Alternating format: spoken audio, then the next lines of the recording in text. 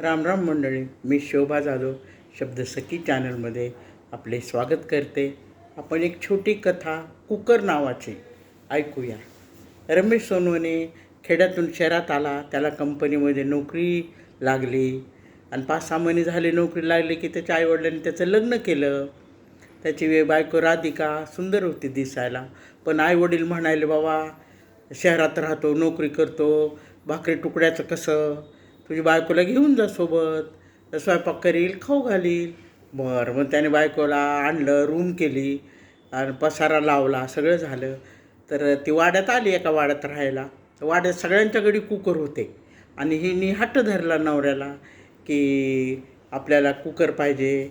किती छान शिजतो वरण भात बटाटे एकदाच. बरं, मग तिच्या नवरा रमेशनी लगेच कुकर आणला दुसऱ्या दिवशी सकाळी आणि गेला निघून. तिला माहीतच नाही कसा लावायचा ते. तिला खूप आवडायचं दुसऱ्यांच्या वाड्यात सगळ्यांच्या घरातून छान कुकरचा आवाज येतो, आपल्याही घरात पाहिजे, आपणही पटकन स्वयंपाक करू. मग तिने काय केलं, ते कागद वाचला नाही, काही नाही, लगेच कुकर घेतला.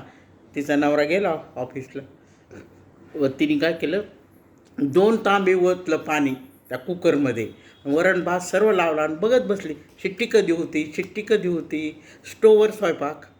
शिट्टी तर काही झाली नाही, पण पाणी जास्त टाकल्यामुळं वाफ खूप तयार झाली आणि एकच रूम होती आणि तो कुकर पडला ना खाली स्टोवच्या आणि सगळ्या घरात पिंगा घालायला, इकडं तिकडं फिरायला. तिला वाटलं काय भूतच आहे की त्याच्यात. मग ती काय केली, पळत आली बाहेर की दरवाजा लावून घेतला, रडत बसली दारात. सगळ्या आया बाया आल्या, म्हणलं काय झालं गं राधिका, काय सांगावं, यांनी कुकर आणला तर काही चांगलं नाही, खराब आहे, त्याच्यात भूतबीत आहे का काय असं मला वाटायला. अहो सगळ्या घरात पिंग घालायला, सगळ्या घरात हिंडायला, गनिमत फुटला नाही. मग थोड्या वेळांनी तिचा नवरा रमेश आला. म्हटलं का गं असे राधिका बसली, स्वयंपाक झाला का नाही, मी आता इंटरव्ह्यूला आलो आहे. अवकाशला स्वयंपाक म्हणले, तुम्ही आणलाय कुकर असला बिघडल्याला.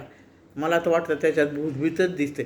सगळ्या घरात फिरत होता आणि बसायला तयार नाही. अरे ते म्हणले ते भांडे. थोड्या वेळाने थंड होऊन कोपऱ्यात पडला होता कुकर. मग तो आला, मग त्यांनी दार उघडलं, बघतो तो कुकर कोपऱ्यात असा पडून राहिला गरीबागत. आणि मग तो म्हणला, अगं येडे. मग त्यांनी सगळं उघडलं, वरण भात बटाटे सगळं एकत्रच झालं. तो म्हणला, येडे, अगं माझंच चुकलं. तो कागद असतो ना आतमध्ये ठेवलेला, तो वाचायचा ना तू, किती पाणी टाकायचं किती नाही हे वाचून मग टाकायचं असतं. 2 ग्लास पाणी, छोटे 2 ग्लास.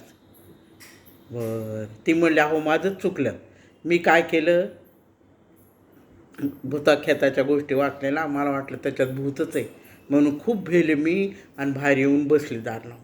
बरं, काय हरकत नाही. मग तिने पटकन पोळी भाजी केली, दोघांनी खाल्ली. नंतर तो म्हणला, माझंच चुकलं, मी तुला सांगायला पाहिजे होतं की 2 ग्लास पाणी टाक.